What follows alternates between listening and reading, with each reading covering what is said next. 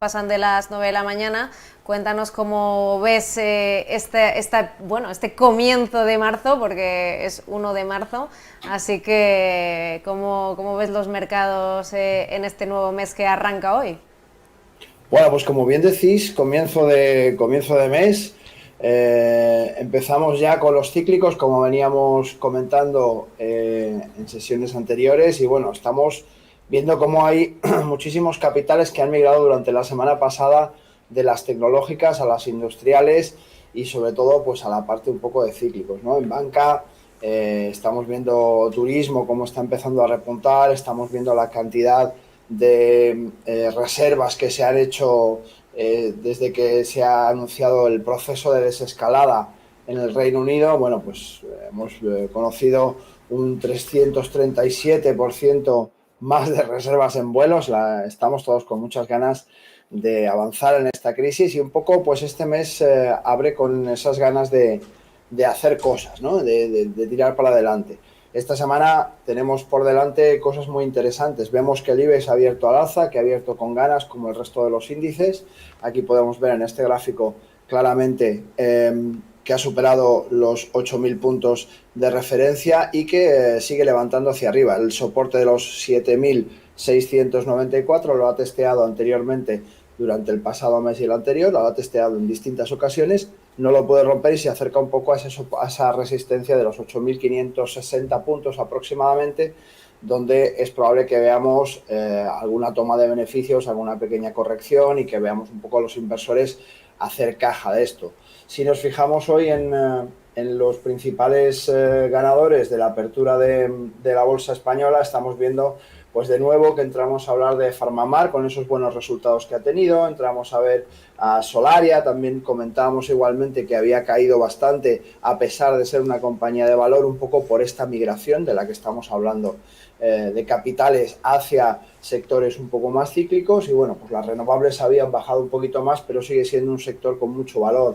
Podemos ver, como decíamos, a Banco Sabadell, IAG, todas estas compañías que han estado muy baratas, que son compañías con mucho valor, así como la energía sucia también, puesto que en la reactivación de la economía, esa energía sucia que llamamos, que no es otra cosa que los hidrocarburos y los combustibles fósiles, pues también están subiendo bastante y esto hace pues que lógicamente el impulso general de las bolsas está ya siendo bastante fuerte, ¿vale? A partir de ahí tenemos que buscar un poco cuáles van a ser nuestras maneras de trabajar. Tenemos que tener en cuenta que esta semana tenemos por delante reunión, por ejemplo, de la OPEP Plus para ver un poco si efectivamente aumentan esta producción en torno a 500.000 de barriles al día. Recordemos que además Arabia Saudí tenía una autorrestricción de 1.000.000 de barriles que acabaría en marzo y que por tanto podríamos ver de nuevo un poco ese crecimiento de los barriles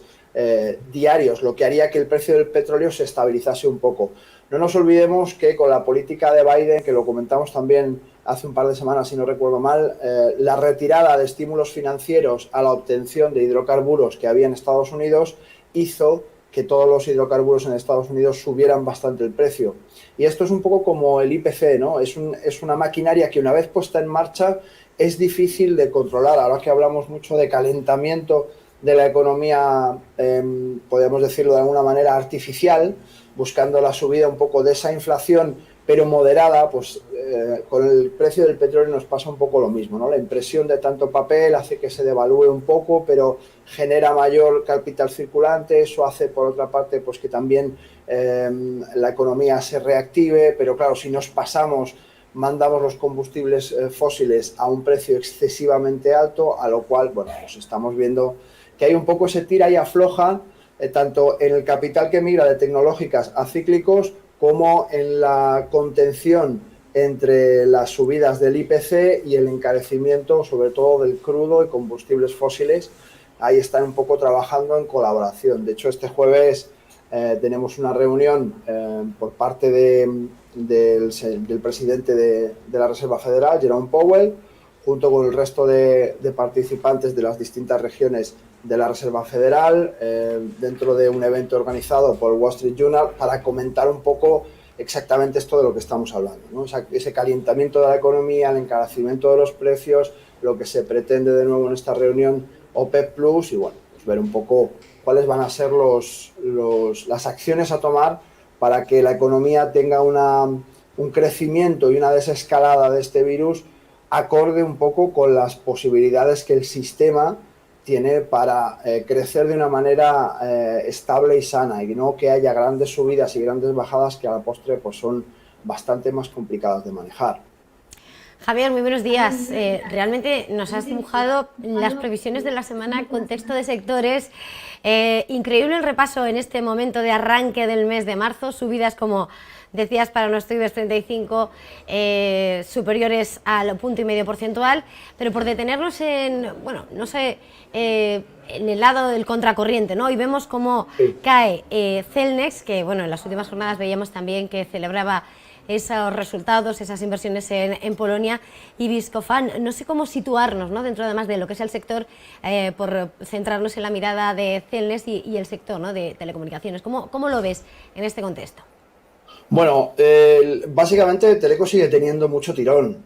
Como veis en el gráfico, que espero que lo podáis ver, la directriz alcista se mantiene, ha testeado ligeramente la directriz alcista el 26 pasado, es decir, el viernes pasado, con esa fluctuación de mercados que hemos sufrido un poco pues por esos dimes y diretes que hemos experimentado todos. Hemos visto cómo funcionaba esa migración de capital, Dow Jones en máximos, Nasdaq rompiendo directriz alcista, un poco loco todo.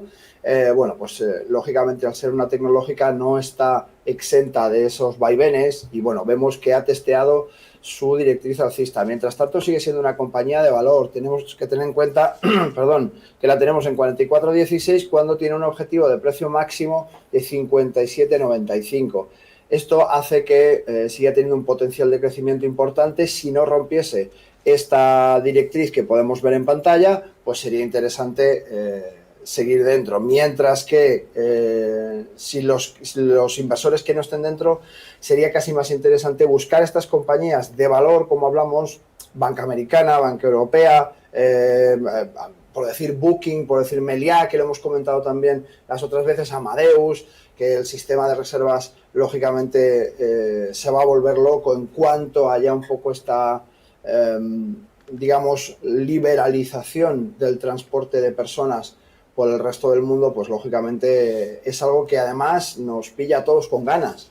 Entonces no hay como querer gastar para gastar. ¿Vale? Por tanto, bueno, Celnex para mí sigue teniendo bastante valor y si estamos dentro y no romper la directriz alcista que estamos marcando, esta línea de soporte, me parece que su crecimiento es estable, es interesante. Es verdad que tiene una curva desde la que si muchos inversores han entrado en noviembre, pues van a ver que sus acciones no han dejado de caer, ¿vale? Eso no quiere decir que la compañía ya no sirva, ha migrado el capital, efectivamente se está cambiando, como decimos, el capital de las tecnológicas, pero eso no le resta verdadero valor al título, básicamente porque el crecimiento está siendo correcto. Esa toma de beneficios, ese movimiento de capital, digamos, sectorial, lógicamente tiene que afectar, tiene que moverse, tiene que notarse, pero no quiere decir que acabe con el precio de la acción, ni muchísimo menos, ni que esto la convierta en un sentido bajista. No sería el caso en concreto con Celnex. Me ha gustado eso de no hay nada como querer gastar para gastar. Javier, antes de... te voy a pedir en breve una recomendación, pero querría que nos detuviéramos en Acerinox, que ha vuelto a beneficios en un día en el que estamos pendientes de esos datos manufactureros aquí en España que van a salir ahora mismo. Hemos visto esa ralentización en China, mientras que bueno, la compañía sí que ha visto, ¿no?, la reactivación tras los confinamientos y el comportamiento de Estados Unidos le han servido, ¿no?, para tener ese buen ejercicio en 2020. No sé cómo ves a las aceleras en este contexto en el que hay recuperación, pero bueno, parece que de vez en cuando hay dudas. Sí, bueno, como muy bien dices, las materias primas durante 2020 han sufrido muchísimo y se han visto tremendamente afectadas por la falta de demanda. Eso hace que, lógicamente, todas las compañías que como core de su negocio tienen una materia prima de mucha demanda, pues se hayan visto muy perjudicadas. De hecho, en el gráfico podéis observar perfectamente el inicio de la pandemia, casi sin saber en qué época estábamos hablando, podemos ver un comportamiento medianamente lateral y de repente una bajada estrambótica, sin saber muy bien por qué, si solamente miráramos el gráfico. Bueno, pues esta bajada es evidentemente provocada por la pandemia. De hecho, vemos cómo está volviendo a precios prepandémicos, con lo cual, bueno, la reactivación del uso de las materias primas está directamente ligada a la reactivación del consumo de esas materias primas. Como el consumo se está activando, como la economía se está abriendo, como el capital circulante comienza de nuevo a fluir, lo que sucede es que todas aquellas compañías que, como decimos, han sufrido muchísimo, han estado en momentos muy baratas. Podemos observar esta zona en la que Acerinox estaba a 6,89 y ahora estamos hablando ya de precios pues mucho más altos, en concreto pues los 10,28, 24 que está en este momento.